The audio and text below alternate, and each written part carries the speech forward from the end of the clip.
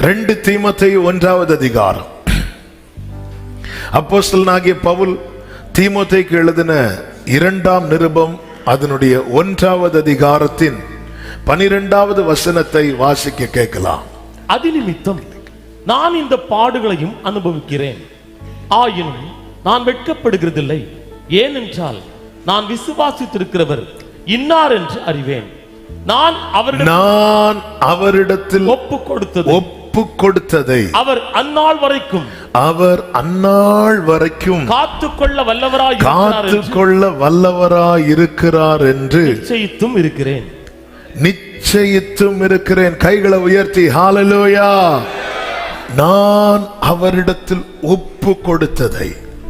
நமக்கு தெரியும், தமஸ்குவுக்கு போகிற வழியிலே கர்த்தர் பவுலை சந்திக்கும் போது பவுல் ஆண்டவரை பார்த்து ஒரு கேள்வி கேட்கிறார், நான் என்ன செய்ய சித்தமாயிருக்கிறீர் என்று. அந்த பவுல் தன்னுடைய ஓட்டம் முடிகிற நேரம் வரும்போது தன்னுடைய ஆவிக்குரிய மகனான தீமோத்தேயுக்கு எழுதும் போது சொல்லுகிறார், நான் அவரிடத்தில் ஒப்பு கொடுத்ததை. எதை ஒப்பு கொடுத்தார்? தன்னை, தனக்குண்டான எல்லாவற்றையும் அவருக்காக ஒப்பு கொடுத்தார். இயேசுவால் பிடிக்கப்பட்டேன் என்று பிலிப்பியருக்கு எழுதும் போது பவுல் சொல்லுகிறார், இயேசுவால் புதிய வாழ்க்கை பவுலுக்கு கிடைக்கிறது. அதே பிலிப்பியருக்கு எழுதும் போது பவுல் சொல்லுகிறார், என்னை பலப்படுத்துகிற கிறிஸ்துவினால, இயேசுவால செயல்படுகிறார். இயேசுவால.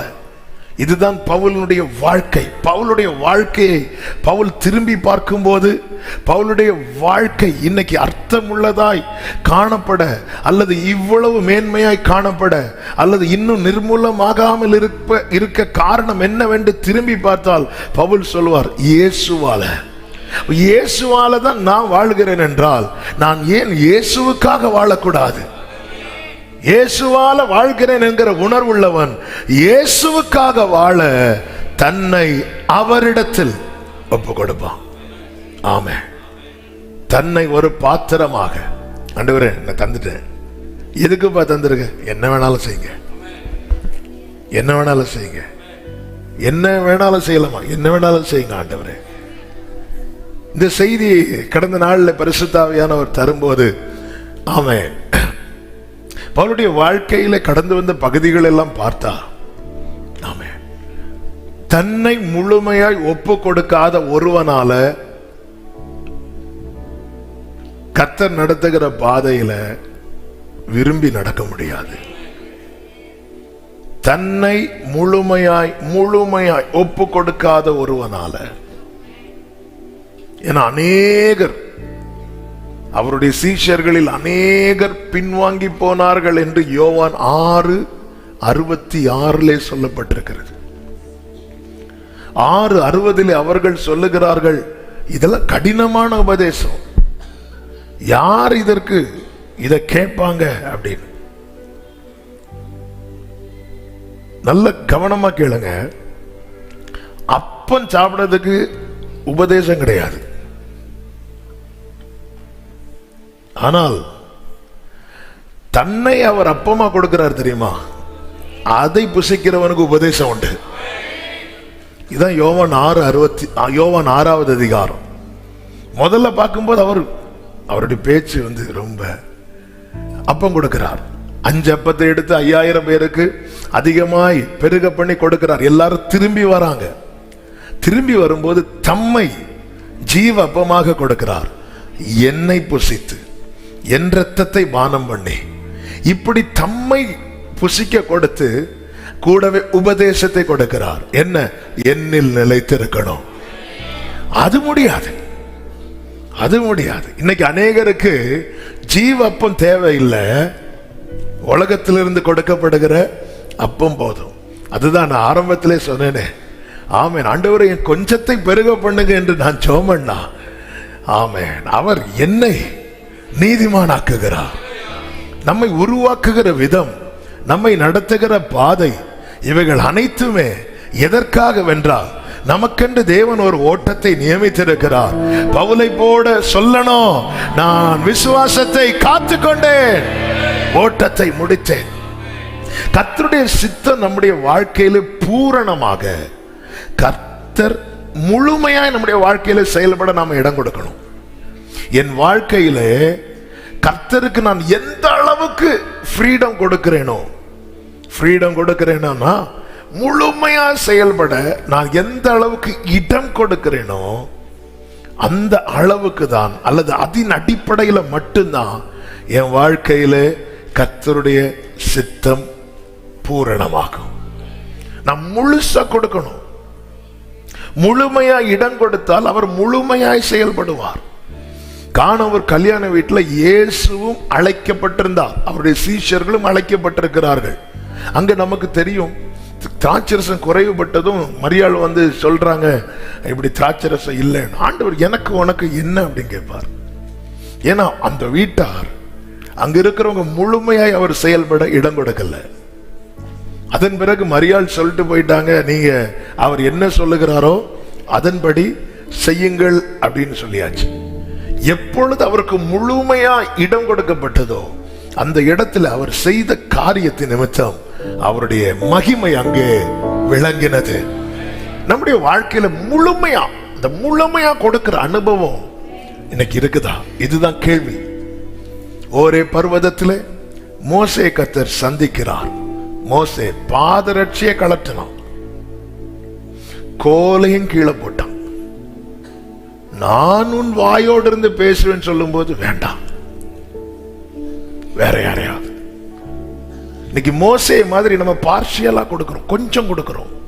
ஆண்டவர் இதை நான் தள்ளி வைக்கிறேன், இது இனி வேண்டாம், இனி நான் சண்டே ஒயிட்டு தான் போடுவேன். நம்ம சில காரியங்களை ஆண்டவருக்காக மாற்றுறோம், சில காரியங்களை ஆண்டவருக்காக வேண்டான்னு வைக்கிறோம். ஆனா ஆண்டவர் கேட்கிறார், நீ பாதரட்சியே போட்ட, கோலையும் போட்ட, நான் உன் வாயோடு இருந்து பேச விரும்புறேன். வேண்டாம், அதுக்கு வேற யாரையாவது பாருங்க ஆண்டவரே, வேற யாரையாவது பாருங்க. ஆரோன் சூப்பர் ஆண்டவர், என்ன விட. Amen, hallelujah. Aaron super. சில பார்த்துருக்கீங்களா, தங்களை அர்ப்பணிக்க மாட்டாங்க, தங்க பிள்ளைங்களை அர்ப்பணிப்பாங்க. ஆண்டவர் அவங்கள்ட்ட பேசிட்டு இருப்பாங்க, இங்க பாருப்பா உன்னை கர்த்தர், ஆண்டவரே நீர் எனக்கு ஒரு ஆண் குழந்தையை தந்தார்.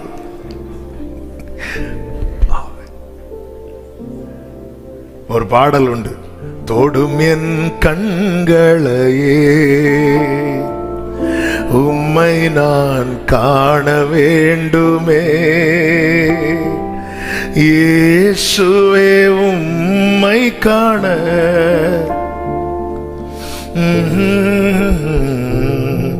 தொடும் என் காதுகளை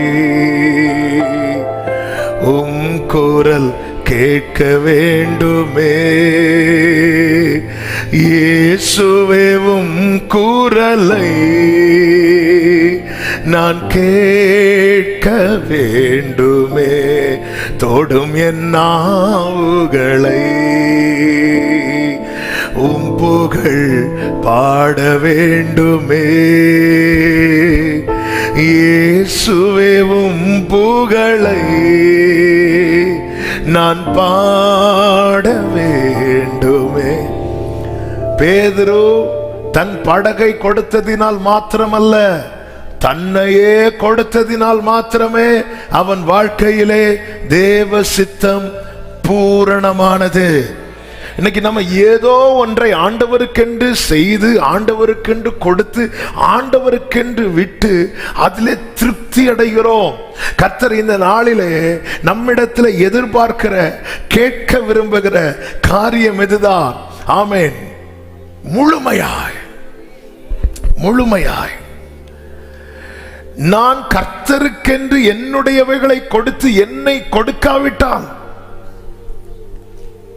என்னுடையவைகளை நான் கொடுத்து என்னை கொடுக்காவிட்டால்,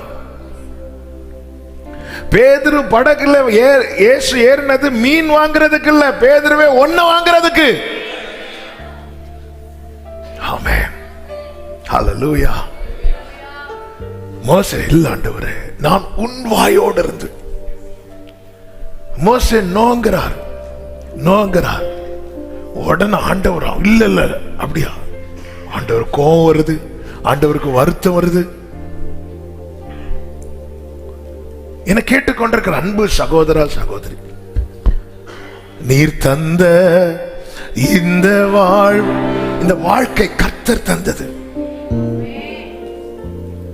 என்னால என்னை அவரிடத்தில் முழுமையாய் கொடுக்க முடிகிறதா? ஏன் மோசே தயங்குறான் என்று நமக்கு நன்றாய் தெரியும். அப்போஸ்தலர் 7:25 மோசே நினைச்சிட்டு போறான், என் கையினாலே இந்த இஸ்ரவேலருக்கு கர்த்தர் மீட்பை தருவார் என்று நினைத்தான். அவன் நினைச்சது அப்போ நடக்கல. நல்ல கவனமா கேளுங்க. நாம் நினைத்தது நிறைவேறாமல் இருக்கலாம், ஆனால் கர்த்தர் நிர்ணயித்தது நடந்தே தீரும். ஆமென். இப்பொழுது மோசே அற்புதங்களை எல்லாம் பார்க்கிறான். கோல்ல அற்புதம், கையில் அற்புதம். நல்லா புரிஞ்சுக்கோங்க, சித்தம் பூரணமாகணும்னா அது அற்புதங்களால் அல்ல, அது அர்ப்பணிப்பால் மட்டும்தான். அர்ப்பணிப்பால் மட்டுமே சித்தம் பூரணமாகும். நான் எந்த அளவுக்கு தேவ சமூகத்தில் என்னை விட்டு கொடுக்கிறேன், என்னை அர்ப்பணிக்கிறேன். ஏற்கனவே ஒரு செய்தியில் இந்த வார்த்தையை சொல்லி இருக்கிறேன். யாக்கோபு தன்னிடத்தில் உள்ளதை கொடுப்பதிலே பொருத்தனை பண்றான். ஆண்டவரே, நான் போற வழியில எல்லாம் என்ன பாதுகாத்து கரெக்டா கொண்டு வந்தீங்கன்னா நான் தசமபாகம் உங்களுக்கு தருவேன் ஆண்டவரே. என்ன ஒரு பெரிய காரியம்! ஆண்டவருக்கு இவன் தசமபாகம் கொடுத்தாதான் அங்க தூதர்களுக்கு எல்லாம் சம்பளம் கொடுக்கணும் போல. ஆண்டவரே, தசமபாகம் கரெக்டா கொடுத்துரு ஆண்டவரே. ஆண்டவர் அமைதியாயிட்டார். ஆனா யாபோக் காற்றின் கரையில தன்னை கொடுத்தான் பாருங்க. அதுக்கப்புறம் தேவன் அவனோட, என் சிநேகிதனான ஆபிரகாமின் சந்ததியே, என் நீதியின் வலது கரத்தினால் நான் உன்னை தாங்குவேன். அதுவரை யாக்கோப்ட என்ன சொல்றாருன்னா, என்னை விடு, நான் போறேன். என்னதுன்னு அர்த்தம்? யாக்கோபு அவரை பிடிச்சிருக்கிறான். ஆனால் அதன் பிறகு பாத்தீங்கன்னா, யாக்கோபே, நான் உன் வலது கரத்தை பிடித்து முழுமையை அர்ப்பணிப்பதனுடைய ரிசல்ட் என்ன தெரியுமா? நான் அல்ல அவரை பிடித்திருப்பது, அவர் என்னை பிடித்து நடத்துகிறார். ஆமென் சொல்லுங்க பார்க்கலாம். இந்த யோனா தீர்க்கதரிசிகள் ஒரு பெரிய தீர்க்கதரிசி தான் யோனா. இந்த யோனாவின் வாழ்க்கையில கர்த்தர் நினிவே குறித்த காரியத்தை வெளிப்படுத்தி அவருடைய காரியத்துக்காக அவனை அழைக்கும் போது யோனா தீர்க்க தரிசன புஸ்தகம் 1வது அதிகாரம் அதனுடைய 3வது வசனத்துல நீங்க பார்க்கும்போது அவன் வேண்டுமென்றே விலகி போகிறான். வேண்டுமென்றே அந்த காரியத்துக்காக தன்னை அர்ப்பணிக்க அவனுக்கு மனமில்லை. நம்ம எல்லாம் தேவனுக்கு என்று அர்ப்பணித்தவர்கள் தான். ஆனா சில காரியம் நம்முடைய வாழ்க்கையில வரும்போதுதான் விலகுறோம். இதே இது யோனா கிட்ட, யோனாவே, தர்ஷீசுக்கு போக உன்னை நான் அழைக்கிறேன்னு சொன்னா, ஆண்டவரே சொல்லும் ஆண்டவரே, அடியேன் கேட்கிறேன். ஹல்லேலூயா. நினிவேக்கு ஆண்டவரே வேண்டாம். தர்ஷீசுக்கு போக மகிமையை பார்க்கிறதுக்கு 3 பேர் ஏறி போனாங்க. சிலுவையை சுமக்கிறதுக்கு ஒருத்தரையும் காணல. ஆண்டவர், இனி எப்போ நம்ம அங்க போவோம்? ஹல்லேலூயா. இனி எப்போ அங்க போ? பிள்ளைங்களை நல்ல ஹோட்டல்ல கூட்டிட்டு போய் சாப்பாடு வாங்கி கொடுத்துட்டு வந்தா, இனி எப்போ டாடி அங்க போ? நாளைக்கு ஸ்கூலுக்கு போகணும். ஸ்கூலுக்கா? இதே இது கர்த்தர் யோனா கிட்ட, நீ தர்ஷீசுக்கு போ. ஆண்டவர், எஸ் லார்ட், நீங்க எப்போ சொல்லுவீங்கன்னு நான் கேட்க ரெடியா இருந்தேன். நினிவேன்னு சொன்னதும் அவன் விலகி போறான். நான் உண்மையிலே கர்த்தருக்கு என்னை அர்ப்பணித்தேனா இல்லையா என்பதை அறிய கர்த்தர் சில நேரத்தில் என்னால ஆண்டவர் வார்த்தைய, ஆண்டவருடைய காரியத்தை ஏற்றுக்கொள்ள முடியவில்லை என்றால் நான் என்னுடையதில் சிலதை கொடுத்திருக்கிறேன் தவிர என்னை நான் இன்னும் கொடுக்கவில்லை. என்னை கொப்புவித்தே நின் மனம் போல் நடத்தையா. முழுமையாக நல்ல கவனமா கேளுங்க. அப்படி இருந்தும் அப்படி இருந்து ஒரு பெரிய காற்று அடிக்குது. யோனா போன படகுல பெரிய காற்று. அந்த காற்று நிமித்தம் யோனா மட்டுமல்ல, அந்த கப்பல்ல இருக்கிற மொத்த பேருமே மாண்டு போகும்படியான சூழ்நிலை தான் இருக்கிறது. அப்படி இருந்தும் இந்த யோனாவின் தீபம் அணைய கர்த்தர் விடவில்லை. ஒரு கேள்வி கேட்கிறேன், ஒருவேளை யோனா இல்லைன்னு வைங்களேன், கர்த்தர் தம்முடைய மெசேஜ நினிவேக்கு சொல்லி இருக்க முடியுமா முடியாதா? முடியும்னு சொல்றவங்க ஆமென் சொல்லுங்க பார்க்கலாம். முடியும். அப்படி இருந்தும் யோனாவை காப்பாற்ற காரணம் என்ன? இந்த வார்த்தையை தியானித்த போது கர்த்தர் என்னோடு இடைப்பட்டது. உன் வாழ்க்கையில தேவத்திட்டம் நிறைவேறணும்னு நீ எவ்வளவு விரும்புறியோ அதை விட அவர் அதிகமாய் விரும்புகிறார். என் வாழ்க்கையில தேவ திட்டம் நிறைவேற வேண்டும் என நான் எப்படி விரும்புறேனோ, எவ்வளவு ஆசைப்படுறேனோ அதை விட அதிகமாய் என் கர்த்தர் அதை விரும்புகிறார். எனவேதான் எத்தனை எத்தனை மரண விளிம்பு வந்த பிறகும் இன்னும் இந்த தீபம் அணையாமல் இருக்க காரணம். ஹல்லேலூயா. இப்பொழுது யோனா எங்க இருக்கிறார்? வேதம் சொல்லுகிறது, யோனா தீர்க்கதரிசன புஸ்தகம் 1வது அதிகாரம் அதனுடைய கடைசி வசனத்தை வாசிங்கள். யோனாவை விழுங்க ஒரு பெரிய மீனை கர்த்தர் ஆயத்தப்படுத்தி. யோனாவை நீ ஒழுங்கா போயிருந்தா அந்த மீனை நீ விழுங்கி இருக்கலாம். ஆமே. இப்ப பாரு, மீன் ஒன்ன சாப்பிடுற நிலைமை. கர்த்தர் உங்களை ஆசீர்வதிப்பாராக. யோனாவை விழுங்க பெரிய மீன். 2:1 வாசிங்க. அந்த மீனின் வயிற்றில் இருந்து யோனா தன் தேவனாகிய கர்த்தரை நோக்கி. ஆமென். ஹல்லேலூயா. நமக்குன்னு கர்த்தரே சில ஜெப அறைகளை ஏற்படுத்தி தருவார். ஹல்லேலூயா. ஆமென். தேவன் அனுமதித்த அத்தனை சூழ்நிலையும் ஜெபிப்பதற்கும் அர்ப்பணிப்பதற்கும் ஏதுவானதாய் நம்ம பார்க்க ஆரம்பிச்சிட்டோம்னா ஆமென், நம்முடைய ஜெபம் முடங்காது. ஏன் தமஸ்குவுக்கு போகிற வழியில கர்த்தர் அடிக்கிறார், பிடிக்கிறார்? முச்செடி அனுபவம். ஏன் இப்படிப்பட்ட சூழ்நிலைகளை எல்லாம் நம்முடைய வாழ்க்கையில கொண்டு வராருன்னா நீங்க பாருங்க. ஆமே, கர்த்தர் அந்த இடத்துல எதுக்கு இந்த சூழ்நிலை, ஏன் இந்த பெருங்காற்று? என்னை அழிக்கவா? இல்லை, என்னை அர்ப்பணிக்க வைப்பதற்கு, என்னை அர்ப்பணிக்க வைப்பதற்காக. ஆமே, என்னை அர்ப்பணிக்க. அதாவது மெதுவான தென்றல் வீசும் போது அர்ப்பணித்தவர்களை விட கொடுங்காற்று வீசும் போது அர்ப்பணித்தவர்கள் அதிகம். ஒரே ஒரு ஆமென் வருது. ஆமென். வாழ்க்கையில திரும்பி பார்த்தா நாம் அர்ப்பணித்தோமா? கர்த்தர் நம்மை அர்ப்பணிக்க வைத்தாரா? ஆமென். மோசே அர்ப்பணிப்போடு புறப்பட நினைக்கும் போது மோசேயின் மனைவிக்கு கொஞ்சம், ஏன்னா உடன்படிக்கையோடு போனோம். பழைய ஏற்பாட்டு உடன்படிக்கையின் அனுபவத்தில் ஒன்று என்ன? விருத்த சேதனம். மீதியானிய ஸ்திரீ யாரு? மோசேயின் மனைவி. மோசைக்கு குழந்தை பிறந்துச்சு. மோசே அதை செய்ய முற்பட்டு இருக்கும் போது அதெல்லாம் செய்யக்கூடாது, அதெல்லாம் உங்க ஊரு, அதெல்லாம் எங்க ஊர்லாம் கிடையாது, வா.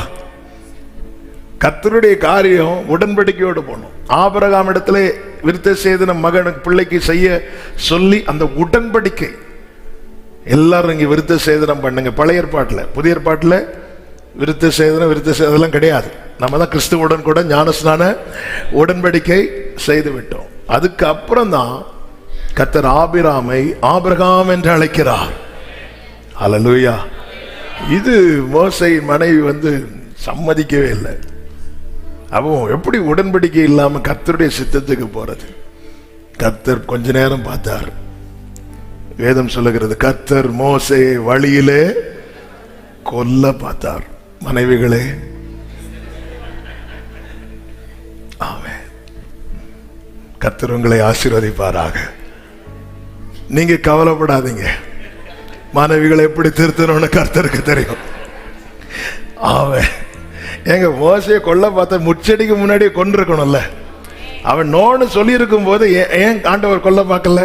அப்ப கோபப்பட்டாரே தவிர அப்ப கொல்ல பார்க்கல. அந்த பாம்பை வச்சு மோசையே 2 கொத்து கொடுத்திருந்தா, இந்த பாம்பு இப்படி வச்சுட்டு சொல்லு, அர்ப்பணிப்பியா இல்லையா?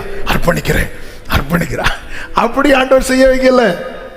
ஆனா போற வழியில மோசைய கர்த்தர் வழியில கொல்ல பார்த்தாராம். உடனே அவ போய் விருத்த சம்மதமான புருஷன்.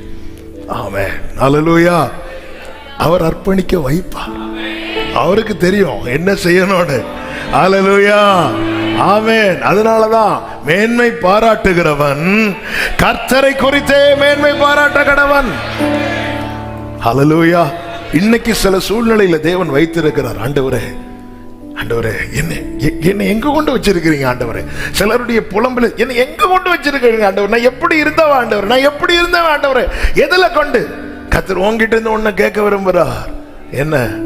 அப்பா, என்னை முழுவதும் அர்ப்பணித்தேனையா, உயிரோடு இருக்கும் உமக்கு சொந்தமே. அர்ப்பணித்தேன், அர்ப்பணித்தேன், நான் அர்ப்பணித்தேன், அர்ப்பணித்தேன், அர்ப்பணித்தேன், ஷலபகரபமமலரதடர. அர்ப்பணித்தேன். ஆவி ஆத்மா சரீரம், ஆவி ஆத்மா. சரீரம் அர்ப்பணித்தேன். 2வது அதிகாரம் 9வது வசனத்தை வாசிங்க. 9வது வசனம். நானோவென்றால் துதியின் சத்தத்தோட உமக்கு பலியிடுவேன், நான் பண்ணின பொருத்தனையை செலுத்துவேன். எப்பா, உள்ள இருந்து என்ன நடக்குது? ஒரே பொருத்தனை. ஆண்டவரே, என்ன மட்டும் நீங்க காப்பாத்திட்டீங்கன்னா. ஆமென், ஹல்லேலூயா. எப்பொழுது அவன் அர்ப்பணித்தானோ, 10வது வசனத்திலே சொல்லப்பட்டிருக்கிறது, கர்த்தர் மீனுக்கு கட்டளையிட்டார். அது யோனாவை கரையிலே கக்கிவிட்டது. கரை காண முடியாமல் ஆழத்திலே அலைவுபட்டு அடுத்து கரை தெரியல, கரை தெரியல, கரை தெரியல, கரை தெரியல. வாழ்க்கையில கரை தெரியவில்லை.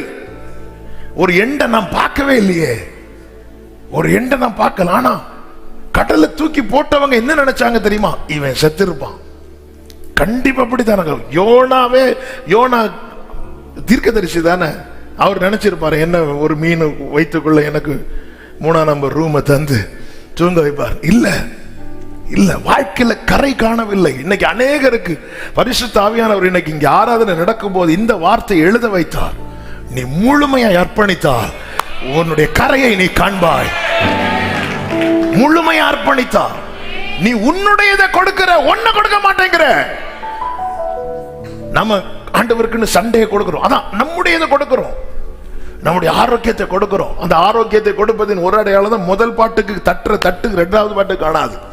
ஏன்னா முதல் பாட்டுக்கு மொத்தத்தை கொடுத்து 2ஆம் பாட்டுக்கு கொஞ்சம் ரெஸ்ட், அடுத்து 3வது பாட்டுக்கு வீறு கொண்டு எழுந்து நம்ம ஆரோக்கியத்தை கொடுப்போம். ஆண்டவர் கேட்கிற, ஏன் உன் வாழ்க்கையில ஒரு கரையை காணல? ஆமென். ஆண்டவரே, எனக்கு அர்ப்பணிக்கணும்னு ஆசை, அதுக்கு சரியான என்னை வீட்டில் கொண்டு விட்டீங்கன்னா, எங்க வீட்டில் ஒரு பிரேயர் ரூம் இருக்கு. இல்ல, நீ இப்போ இருக்கிற தெரியுமா, இதுதான் உன் ஜெப அறை. நீ இருக்கிற வனாந்தரம் தான் உன்னுடைய ஜெப அறை. நீ இருக்கிற அக்னியின் அனுபவம் தான் உன்னுடைய ஜெப அறை. ஆமென் சொல்லுங்க பார்க்கலாம். அர்ப்பணித்தவன் கரை காண்பான், கரை காண்பான். ஓகே ஓகே, நான் கரை காணாமல் எனக்குள்ளே சித்தம் இருந்தும் என்னால செய்ய முடியாது. அவனுக்குள்ளே மெசேஜ் இருக்கு, அவனுக்கு கொடுக்க முடியல. அந்த மெசேஜ அவனால கப்பல்ல இருந்தவங்களுக்கு கொடுக்க முடியல, கொடுக்க முடியல. அந்த மெசேஜ் நினிவேல தான் கொடுக்கணும். உங்க மேல ஒரு தேவ திட்டம் இருக்கிறது, உங்களுக்கான கரையில தான் அது செய்ய முடியும். மற்றபடி நீங்க சாதாரணமானவங்க தான். எல்லார் பேருக்கு எப்படி சீட்டு போடப்பட்டதோ அப்படிதான் நீங்களும் ஒருவர். நீங்க பெரிய தீர்க்கதரிசியா இருந்தாலும் எல்லாருக்கும் பேருக்கு சீட்டு போட்டாங்கல்ல.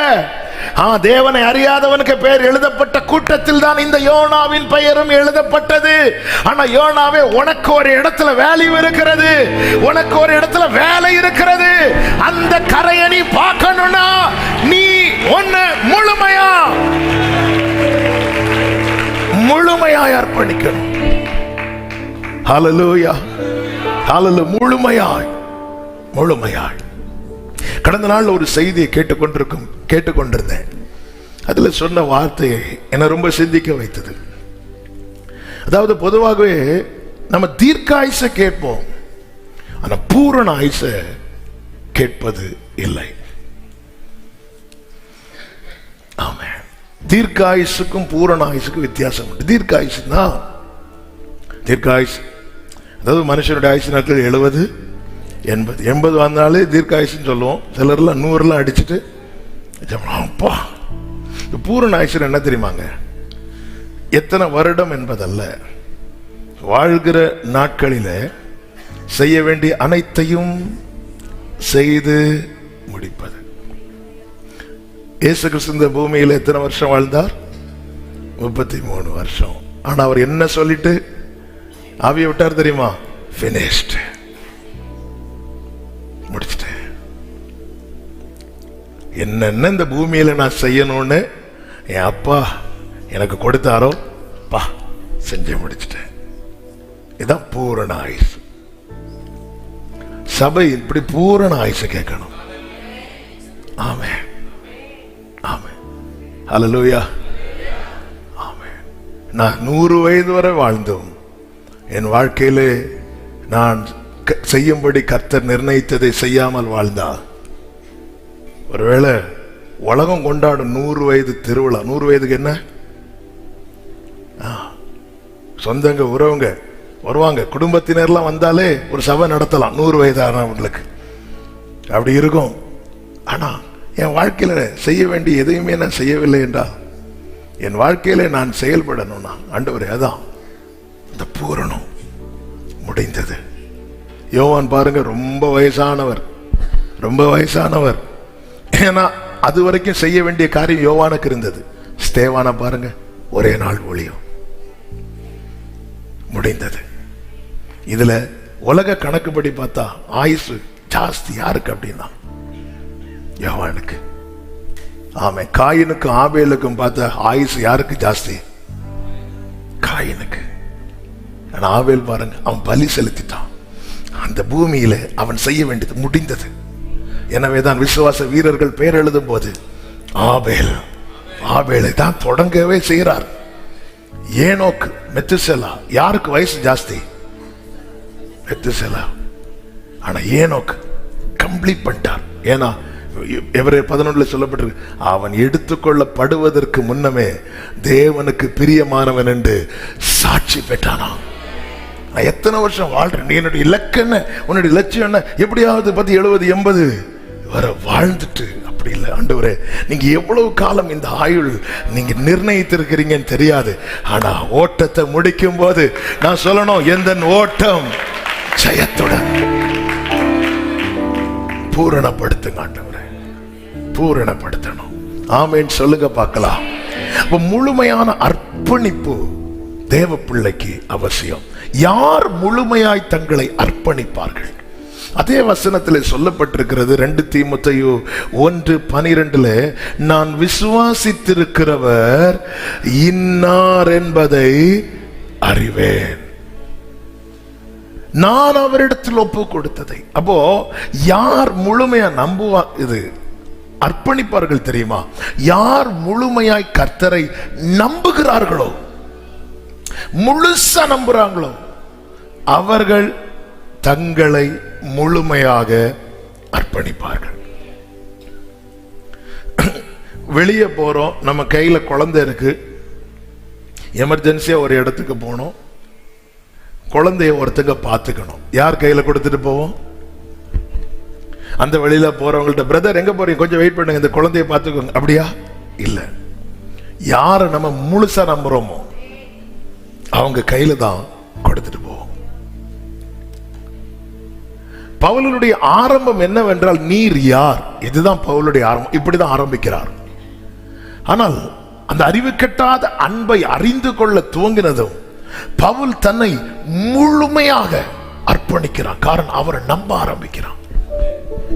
நான் கர்த்தர் பேரில் எந்த அளவுக்கு நம்பிக்கை வைத்திருக்கிறேனோ அவ்வளவுதான் நான் என்னை அர்ப்பணிப்பேன். ஆமென். நீரே ஆனால் நானும் கடல்ல வரேன் அப்படிங்கிறான் பேதுரு. வாண்டார். அவனுக்கு இயேசுவின் மேல இருக்கிற நம்பிக்கை என்ன? நான் மூழ்கினாலும் அவர் என்ன தூக்கி விடுவார். நான் ஆண்டவரை எவ்வளவுக்கு எவ்வளவு நான் அவரிடத்தில் ஒப்புவித்ததை அவர் அந்நாள் வரை காத்துக்கொள்ள வல்லவராயிருக்கிறார். இப்போ ஆண்டவரை நான் முழுசா நம்ப விரும்புறேன் அப்படி சொல்றவங்க மட்டும் கையை உயர்த்தி ஆமென் சொல்லுங்க பார்க்கலாம். ஆமென். இன்னைக்கு அவர் தான் தேவன் தெரியும், அவரை தவிர வேற இரட்சகர் இல்லைன்னு தெரியும், அவர் ஒருவரே ஜீவனுள்ள தேவன் என்று தெரியும். எல்லாம் தெரியும். ஏன் இன்னைக்கு நம்ப முடியல? ஏன் நம்ப முடியல?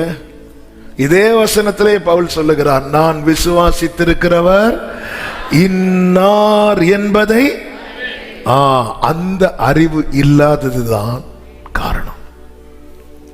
இயேசு கிறிஸ்துவை குறித்த சரியான அறிவு, சரியான வெளிப்பாடு இல்லாததுதான் நம்மளை அர்ப்பணிக்க விட மாட்டேங்குது. நான் விசுவாசித்திருக்கிறவர் இன்னார், எனக்கு தெரியும் அவர் யார், அவர் யாருன்னு எனக்கு தெரியும். Who is Jesus அப்படின்னு உங்ககிட்ட ஒரு கேள்வியை ஒருத்தங்க கேட்டா உங்களுடைய பதில் எதுவா இருக்கும்? பவுல் சொல்ற, எனக்கு தெரியும் அவர் யாருன்னு, அதனால நான் என்ன கம்ப்ளீட்டா ஒப்பு கொடுக்கிறேன். என்னிடம் உள்ளதையே உம்மிடம் ஒப்படைத்தேன், அந்நாள் வரையிலுமே அதை காத்திட. இயேசுவின் மேல் இருக்கும் விசுவாசம் அதிகரிக்க அவரை அறியும் அறிவில் வளர வேண்டியது ஒரு தேவ பிள்ளைக்கு அவசியம். நம்மில் பெரும்பாலானோர் வருவதே கர்த்தர் எனக்கு என்ன செய்வார் என்பதை அறிய. கர்த்தர் எனக்கு என்ன செய்வார் அதை நான் அறிய விரும்புகிறேன், அதை நான் கேட்க விரும்புகிறேன். நான் வேலைக்காக காத்திருக்கிறேன், எனக்கு ஒரு வழியை திறப்பாரா இல்லையா அது எனக்கு சொல்லணும். ஆமா, அதுக்காக நான் காத்திருக்கிறேன். கர்த்தர் எனக்கு என்ன செய்ய போகிறார், கர்த்தர் எனக்கு என்ன செய்வேன் என்கிறார், இது அறியறதுக்கு தான் இன்னைக்கு திரள் கூட்டம். ஆமென். உங்களுக்கு உங்கள் காரியங்களை அறிவித்து உங்களுக்காக தீர்க்க தரிசனம் உரைக்கப்படும் மட்டும் ஒரு போர்டு போடுங்க. ஆமென். அந்த போர்டுகள்லாம் என்ன வேல்யூ தெரியுமா? ஒரு போர்டு உள்ள ஒண்ணு இல்லட்டாலும் இப்படி ஒரு டைட்டில் பார்த்தாலே இயேசுவை அறிந்து கொள்ள. அப்படி கூப்பிட்ட போ 12 பேர் இருக்கிறான், மீதி அத்தனை பேரும் போயிட்டான். அப்பம் கொடுத்த போது 12 கூடை நிறைய மீதி, தம்மை கொடுத்த போது வெறும் 12 மீதி. ஆமென். நாங்கதான் சீஷர்கள். ஹல்லேலூயா. அவரை அறிந்து கொள்ளுகிற அந்த அனுபவத்தில் வளருகிறோமே, அந்த அடிப்படையில் தான் நம்முடைய விசுவாச வளர்ச்சி இருக்கும். இயேசுவை எந்த மட்டும் அறிந்து கொள்ளுகிறோமோ அவ்வளவு நமக்குள்ளே இந்த விசுவாசம் பற்றி எரியும், விசுவாசம் ஓங்கி வளரும், விசுவாசம் வல்லமையாய் நமக்குள்ளே கிரியை செய்யும். இது நம்மை முழுமையாய் அவரிடத்திலே அர்ப்பணிக்க வைக்கும். இயேசுவை அறிந்து கொள்ள என்ன செய்ய வேண்டும்? இயேசுவை அறிந்து கொள்ள பெஸ்ட் வே என்ன தெரியுமா? பைபிள். யோவான் சுவிசேஷம் 5வது அதிகாரம் அதனுடைய 39வது வசனத்திலே ஆண்டவராகிய இயேசு கிறிஸ்து இப்படி சொல்லுகிறார், வேத வாக்கியங்களை ஆராய்ந்து பாருங்கள், அவைகளால் உங்களுக்கு நித்திய ஜீவன் உண்டென்று எண்ணுகிறீர்களே, என்னை குறித்து சாட்சி கொடுக்கிறவைகளும் அவைகளே. பைபிள் யாரை குறித்து தான் பேசுகிறது? கிரைஸ்ட், இயேசு கிறிஸ்து.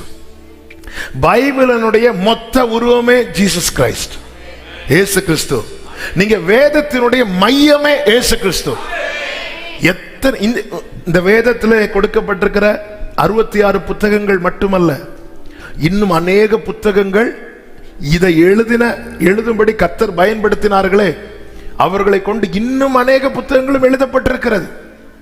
கொரிந்தியருக்கு எழுதின நிருபத்தில் நமக்கு கொடுக்கப்பட்டது 2 நிருபங்கள், மினிமம் 4 நிருபங்களாவது பவுல் எழுதியிருப்பதை கொரிந்தியர் படிக்கும் போது நமக்கு தெரியும். ஆனா 2 தான் சேர்க்கப்பட்டிருக்கிறது. அப்போ இதுல எது இருக்கணும் இருக்கக்கூடாது என்பது தீர்மானிக்கிறது பவுலோ மோசையோ தாவீதோ அல்ல. வேதம் சொல்லுகிறது ஆவியானவரை இவைகளை எழுதி கொடுத்திருக்கிறார். ஏன்னா ஆவியானவர் எதெல்லாம் ஃபோக்கஸ் பண்றாருன்னா ஜீசஸ் கிரைஸ்ட், இயேசு. இந்த பைபிள் நீங்க ஆதியாகமம் முதல் வெளிப்படுத்தின விசேஷம் வரை நீங்க பாத்தீங்கன்னா யார் பெரிதா இருப்பார்னா, யார் பெரிதாய் காண்பிக்கப்பட்டிருப்பார்னா இயேசு கிறிஸ்து மாத்திரமே. ஹல்லேலூயா. வித்திலிருந்து ஆரம்பிக்கப்படுகிறது. வித்து. ஆமென். உன் வித்துக்கும் அவள் வித்துக்கும் ஸ்திரீயின் வித்துக்கும் அப்போ ஒரு வித்துல ஒரு சின்ன விஷயத்துல இருந்து அவர் வித்து அப்படி ஆரம்பிக்கிறது. ஆபிரகாம் சொல்லும் போது உனக்குள்ளும் உன் சந்ததிகளுக்கு என்று சொல்லவில்லை, சந்ததிக்குள்ளும். அந்த சந்ததி கிறிஸ்துவே. வித்து சின்னதுல தொடங்கி அடுத்த ஸ்டெப் உன் சந்ததி, உன் சந்ததி, சந்ததி என்று சொல்லப்பட்டிருக்கிறது.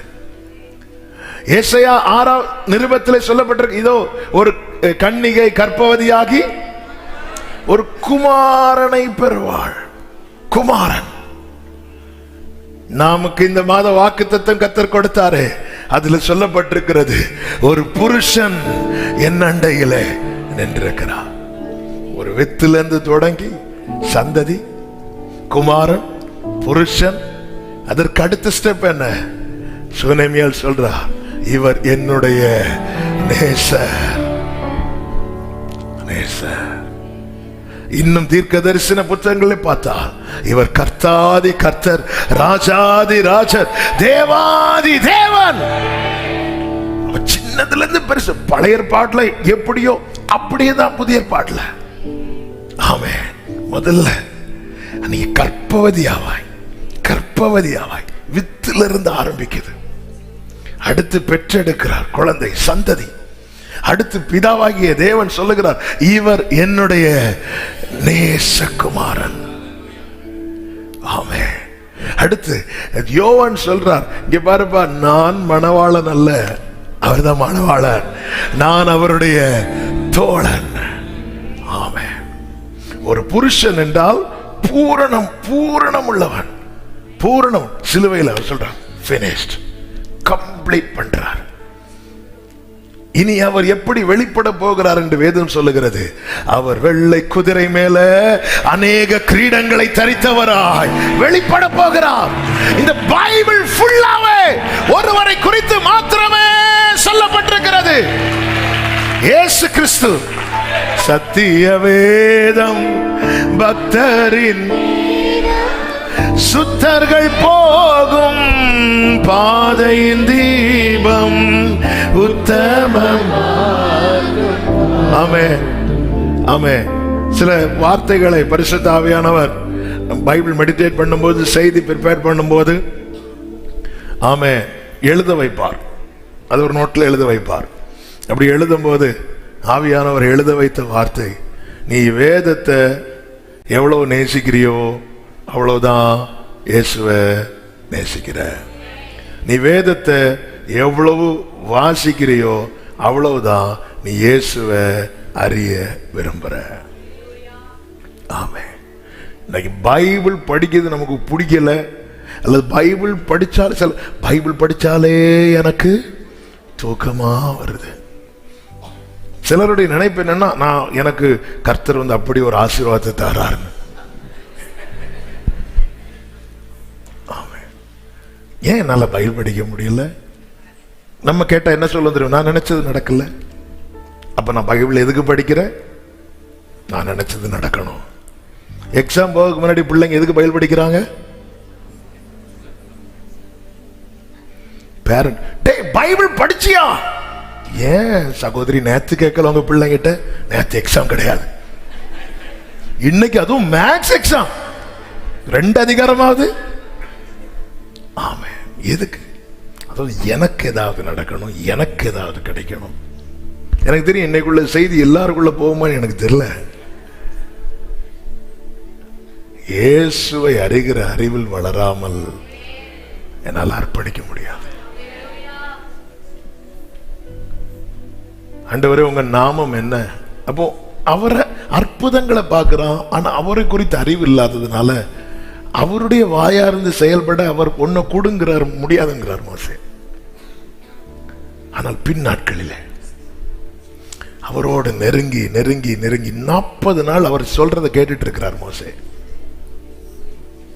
வேதம் எப்படி அவனை குறித்து சாட்சி கொடுக்கிறது தெரியுமா? இயேசுவை முகமுகமாய் அறிந்த, அவரை முகமுகமாய் அறிந்த, முகமுகமாய். தேவ சாயலை பார்க்க விரும்புறீங்களா? இந்த பைபிளை பாருங்க. தேவ சாயலாக விரும்புறீங்களா? இந்த பைபிளை பார்த்துட்டே இருங்க. ஆமென். பைபிளை நான் படிக்கிறது எனக்கு வேண்டியதை எடுப்பதற்காக மாத்திரம் இருக்கக்கூடாது.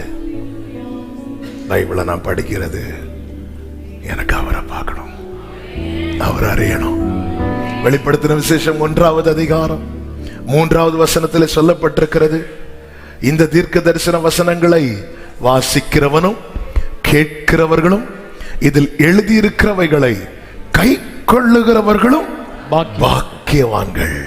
காலம் சமீபமாயிருக்கிறது. அப்போ கடைசி காலத்துல இந்த வெளிப்படுத்தின விசேஷம் ஆரம்பிக்கும் போதே கர்த்தர் ஒரு கூட்டத்தை பாக்கியவான்கள் சொல்லி விட்டுட்டு தான் ஆரம்பிக்கிறார். அடுத்து உள்ள எச்சரிப்பு, அடுத்து எக்காலம் ஊதுறது, முத்திரை உடைக்கப்படுறது, அந்த அனுபவங்கள்லாம் தாங்காது இந்த பூமி. ஆனா அதுக்கு முன்னாடி எப்படி ஆரம்பிக்கிறார் தெரியுமா?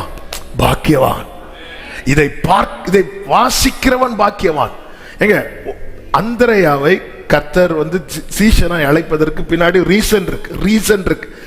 என்ன ரீசன்? அந்திரேயா இயேசுவை ஃபாலோ பண்றதுக்கு ரீசன் இருக்கு. அந்திரேயா இயேசுவுக்கு சீஷன் ஆகிறதுக்கு ரீசன் இருக்கு. என்ன ரீசன்? அது என்னுடைய குரு யோவான் சொன்னார், இவர் தான் தேவ ஆட்டுக்குட்டி. அதனால அவர் கை காட்டி விட்டார். பேதுரு இயேசுவை ஃபாலோ பண்றதுக்கு ரீசன் இருக்கு. ஏன்னா பேதுருவின் படகு கர்த்தர் என்ன செஞ்சார்? பிளஸ் பண்ணார். யோவான் படகு அப்படிதான், யாக்கோபு படகு அப்படிதான். பிலிப்பு இயேசு பிலிப்புவை பார்த்ததும் என்னை பின்பற்றி வான்னு சொன்னதும் பிலிப்பு இயேசுவை பின்பற்றதுக்கு என்ன ரீசன்? ஏதாவது செஞ்சாரா பிலிப்புக்கு ஏதாவது செஞ்சாரா? இல்ல பிலிப்கிட்ட போய் ஏதாவது பேசினாரா? ஒன்னும் இல்லை. ஆனா இயேசு வான்னு சொன்னது எழுப்பி போற ரீசன் என்ன? பிலிப்பு நாத்தான்வேலை பார்த்து சொல்லுகிறான், புஸ்தகத்தில் எழுதி இருக்கிறவரை நான் கண்டேன். எழுதி இருக்கிறவரை நான் பார்த்தேன். அப்போ பிலிப்புடைய கேரக்டர் என்ன? பிலிப்புடைய வாழ்க்கையில பைபிள் ரீடிங் இருக்கு. வாசிக்கிறவன் பாக்கியவான். ரெகுலரா வேதம் திடீர்னு பிலிப்பு அப்படின்னு கூடுறார், இப்படி பாக்குறான் அப்படின்றார். வேற ஒண்ணுமே கிடையாது. பிலிப்புக்கும் ஆண்டவர் கடையில வேற எந்த கான்வர்சேஷன் ஒண்ணும் கிடையாது. நாத்தான்வேல்ட்ட போறார், இங்க வா, அவர் எனக்கு அப்படி செஞ்சார், அவர் எனக்கு இப்படி செஞ்சார், என் படகு ஃபுல்ல ஒண்ணும் இல்ல. நீ எப்படிப்பா அவருக்கு சீஷனான? இதுல எழுதி இருக்கிறவரை நான் கண்டேன். உடனே நாத்தான்வேல், ஆசிரியத்திலிருந்தெல்லாம் நன்மை வருமா? வந்து பாரு. அதாவது பிலிப்புக்கு முன்னாடி இப்போ ஒரு பெரிய டவுட், கேள்வி வருது. நம்ம அதை பைபிள் படிச்சு விட்டுறக்கூடாது. அதாவது நான் ஒரு தீர்மானம் எடுத்து இயேசுவை பின்பற்றலான்னு இருக்கும்போது அங்கிருந்து உண்மையில நன்மை வருமா? ஆமா, பத்தியா, வந்து பாரு. இந்த பைபிளுக்குள்ள இருக்கிறவன் இடற மாட்டான். அவனுக்கு எதிராய் வருகிற அத்தனை கேள்விக்கும் பதில் உள்ள வந்து பாரு. ஆமென். இன்னைக்கு அவங்க சொல்றதை கேட்டு, இவங்க சொல்றதை கேட்டு, அவங்க சொல்றதை கேட்டு, அவங்க என் தலையில கை வச்சது சொன்னாங்க, இன்னும் 10 நாள்ல நடக்கும்னு சொன்னாங்க. ஏன் இப்போ நீங்க நடக்க தானே செய்றீங்க? ஆமா, கரெக்ட் தானே. ஆமென். இவங்க சொன்னாங்க கை வச்சுட்டு அக்டோபர் மாதம் 10ஆம் தேதி காரிய மாறுதலாய் முடியும். எந்த வருஷம் சொல்லலையே. இன்னைக்கு இவைகள் மட்டும்தான் இன்னைக்கு மைண்டுக்குள்ள. நாசரேத்திலிருந்து நன்மை வருமா? ஹலோ பிலிப்புவே, நீ சொல்லு. வந்து பாரு. என்ன கான்பிடன்ட்? இத நான் பார்த்தேன், அவரை நான் பார்க்கிறேன்.